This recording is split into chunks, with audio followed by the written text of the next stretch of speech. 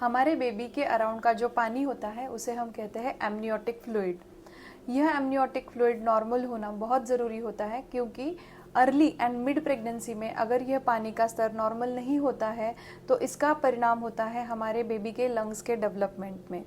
यह amniotic fluid mainly produce होता है हमारे बेबी के किडनी से, यानी कि हमारे बेबी के पीइंग से या यूरिनेशन से। हमारे बेबी की किडनी डेवलप होना शुरू होता है at the end of first trimester. जैसे ही हमारी प्रेगनेंसी प्रोग्रेस होती रहती है वैसे वैसे बेबी के यूरिन का प्रोडक्शन बढ़ता जाता है।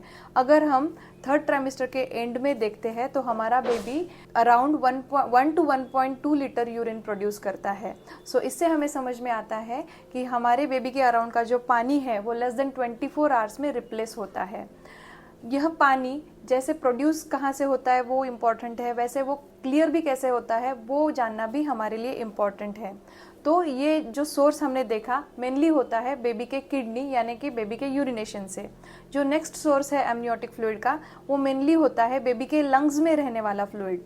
जो बेबी के लंग्स में फ्लूइड रहता है उसका 50% पार्ट हमारा बेबी निगल लेता है और 50% part as a part of amniotic fluid में चला जाता है। उसी के साथ जो एमनियोटिक फ्लूइड है वो हमारा क्लियर होता है, वो दो तरीके से होता है। पहला तरीका है बेबी का वो पानी स्वालो कर लेना यानी कि निगल लेना, और दूसरा जो वे है वो है इंट्रामेम्ब्रेनस एब्सॉर्प्शन ऑफ एमनियोटिक फ्लूइड, यानी कि जो एमनियोटिक मेम्ब्रेन्स है और फीटल ब्लड का सरफेस है उसके थ्रू एब्सॉर्प्शन होके ये पानी का क्लियरेंस होता है।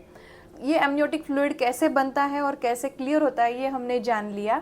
नेक्स्ट वीडियोस में हम जानेंगे क्या होते हैं एमनियोटिक फ्लूइड से related abnormalities. For more such information kindly follow us. Thank you.